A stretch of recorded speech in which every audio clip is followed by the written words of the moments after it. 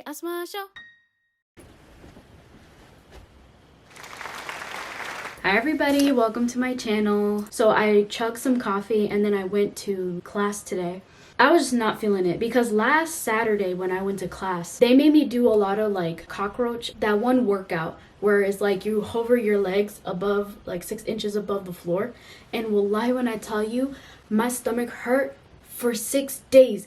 Wallahi, like yesterday was the last day I stopped feeling it. Like Friday, I finally was able to laugh without my stomach hurting. And then guess what they did as soon as I showed up again today? At like 8:40, I was in bed dreading class. But then I would like hype myself up. I chugged some coffee and then I ran over there just for them to be like, okay, everybody on your backs, we're gonna do the same workout as yesterday. No warm up or nothing. But to be fair, I came late.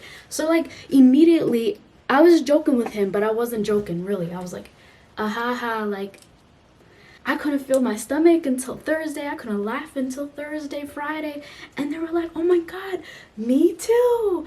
And then it was like they were so excited about it, like it was a good thing. Oof. So the class I'm talking about is not karate, it's kickboxing that's also offered on top of karate. Normal karate, like traditional karate or the karate I go to, is where you have your hands up like this, where this arm is blocking, but kickboxing is more like chin down, more like traditional MMA boxing type of vibe. So I've been watching a lot of videos or like vlogs of me from the past, and I realized like I had a personality 2 years ago, and then my personality just disappeared. Where did that personality? Because I was like chuckling a little bit, not to be narcissistic, but I was just like, I was watching myself and I was like, ooh girl, you ate that. And I was like, what, 22? I was like 23, 24, and I was like, ooh girl, you ate. Like, why is my 26-year-old self boring? It was like, I was so interesting. I was like, ooh, I love this vlog. It's so cool. And then I'm like looking at my recent vlogs like, as you can see, let me show you my uniform. So when I got my black belt, around that time, I was like at 170 pounds or like 168, you know? So at that time, this was a reasonable size. So I decided to give myself extra room because I kept gaining weight. I didn't know why at the time, but it was like hormonal imbalance. I just kept gaining weight even though I was exercising and stuff. I already mentioned it in the spironolactone video if you want to go watch it. I was like, I'm getting the V, I'm getting this, and I got size like 6. 5 would have fit me, but it would have, like, I was scared that it was going to be tight soon because I was like, I kept gaining weight. So then all of a sudden when I started taking spironolactone and I started losing weight, as you can see, it goes almost here, which is nice though, to be fair. It's giving like modest, more modest than I was expecting it to be, but I'm still like irritated with it because it's just very frumpy and I just want something smaller. And the thing is, if I want to replace just this top, that's like half of a paycheck. Like, I'm not paying that much money ever again.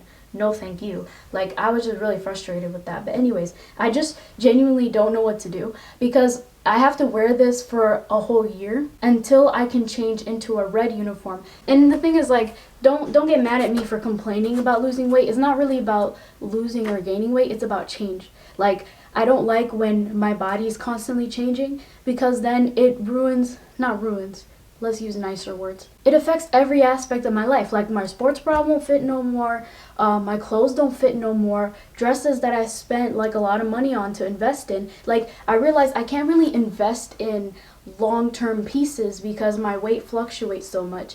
And then, yeah, but let's not talk about weight. Tomorrow at 1 p.m. there is a protest. So already I did this side. I just got into painting recently instead of crochet because I have this issue where when I'm writing or when I'm coloring and stuff, my fingers start to swell and it's very painful. And even though I really like crocheting, it was not something I could do long term, you know? So then I got into painting and I just like was thriving off of it. So I made this poster for like one of the protests that I went to with my sister. She was freezing to death. I wore a snowsuit, y'all. I wore a snowsuit that belonged to like one of my younger sisters. And then tell me why she was shivering to death, bro. She did not bring clothes to the protest that she was supposed to. So I felt really sorry for her. I was like, okay. But yesterday I made the back. So I don't know if the words, you can see it from here, So I did this because I found it on Pinterest and I realized that I needed a front and back. I still need to put that top gloss over this one to make it look shiny. The way this one looks shiny, you could tell it looks professional. Last thing, so for Inspire, this one group I'm a part of, we were talking about how to raise money. So normally we host events for Eid. Families with younger children, teenagers, feel like there's no sense of community in Minnesota, which is it's true. It's like if you don't have a family here, it's basically like sucks to be you when you're living in like Minnesota, you know? So then I joined the group because I agree and I also want to like, you know, volunteer. And then we were talking about how to raise money and then I just came up with a brilliant idea. Most of the time, I'm not even trying to be mean, but most people are very selfish, inherently selfish. They don't want to donate unless they're getting something out of it. Since Ramadan is coming up and people are going to, you know, want to bookmark maybe Islamic books or they're just feeling like in a reflective mood, I made some bookmarks. So these are the bookmarks that I made. Isn't it so cute?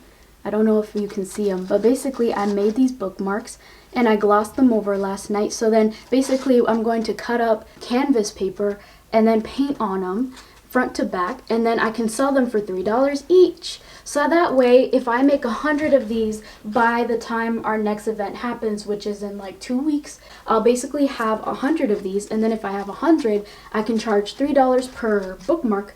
And then we can reach like a $300 fundraising goal. So that way we can like actually give people in the community like something to buy. So then I was like, that's a pretty smart idea. I ate with that idea, you know? But yeah, look at these. My sister already wanted to buy this. So yesterday, before I put the gloss, she was like, oh, these are so pretty. I want to buy them from you. Can I pay $4? And I was like, sure. And I was like, but wait, let me put the top gloss and then I'll get back to you tomorrow. So I already have customers. I have to go pick up my mom and I'll come back home, take a shower, and I'll come back to y'all. Bye. Hi guys, I'm back. So I didn't sleep. I just decided to stay up and try to see if I can make a new bookmark. I was only able to make 3 of these before I started losing my mind. Since I already know how to make this dome, I figured out how to mix different yellows to make this dome. I was like, why don't I just make a mini version and put it in the bottom of these bookmarks. So I only made 3 of these. That's it. Like, I refuse to make any more because then I also have to make clouds, and I was just sitting there thinking like that wasn't very smart. Like, I wanted to make 10 of these. Crazy, bro. I made 6 domes and I got so sick of it. So 3 lucky human beings who come to our next event, just 3 lucky souls. If they come at the right place in the right time and they see these, they can grab it. It looks so good on camera.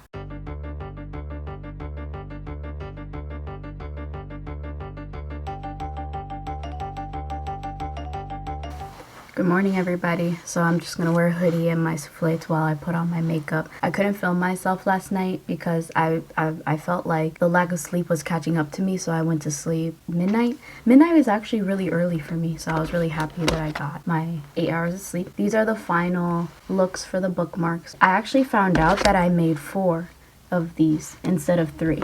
So I found one hidden in the back, so I made the dome for the back and front. It looks really, really good. So I'm only making 4. So 4 for the very lucky 4 human beings. I put the gloss on it. I don't know if you can see. So far, I have a total of 15. So I don't know how in the world I'm supposed to get 100. But this has been a very fun project. Oops.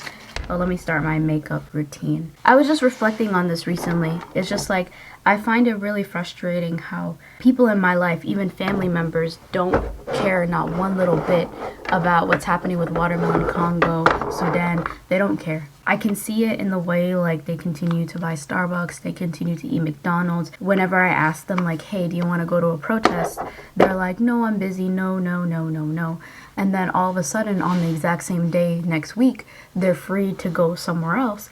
And I don't know, I just feel like it's one thing to not be free because of work and stuff. So like if you're a family and you're watching me, don't put words in my mouth. I'm just saying like, I just feel like not caring and thinking like putting your head in the sand like an ostrich and just being like, oh, this problem doesn't exist will make it go away.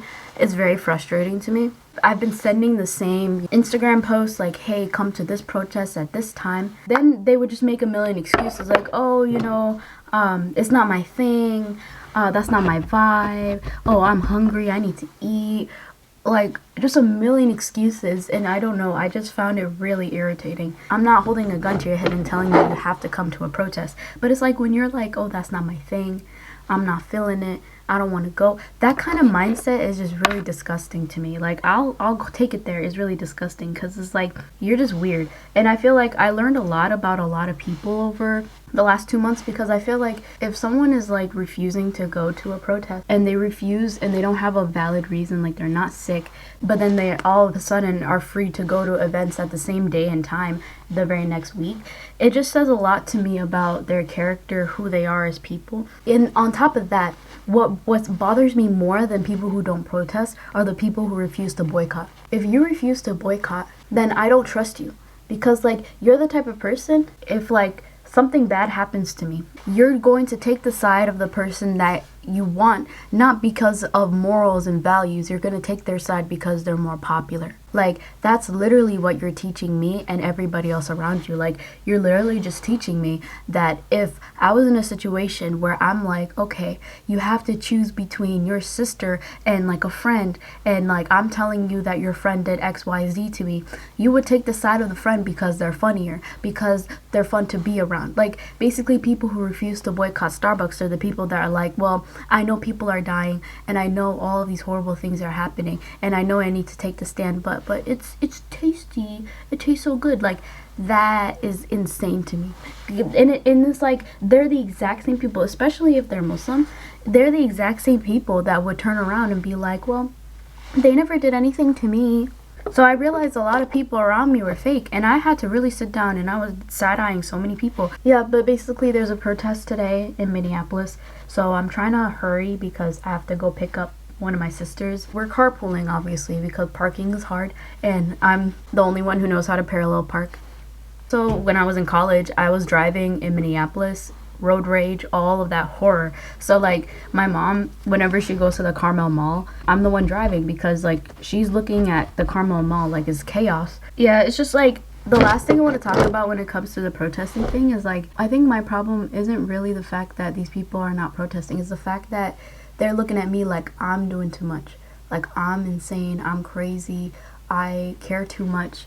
And it's like, I already told my siblings this and they think I'm very vindictive. I told them that if those people ever came to me complaining about their life and complaining about an injustice happening to them, I'd be like, I don't care. She passed away? Oh. All right. Because like you basically lost any rights, any privileges to complain when you turned your back on Watermelon. If you turned your back on these people, then don't complain when the American government does it to you, basically. That's my mindset about the whole situation. It's like, basically, you have no right to come after the government or complain about anything that happens to you or how you're treated in this country if you're not willing to take a stand when it matters most. I've been really liking this tuck-in hijab style lately. It looks really cute. So I'm going to wear a scarf over the head. This is the watermelon scarf that I made. I've been wearing it to protests, so this is my signature hat. Looks really cute. So yeah, I've been wearing this to keep me warm and still show that I support. I'm actually really excited. Okay, let me put just a little bit of glaze on this thing.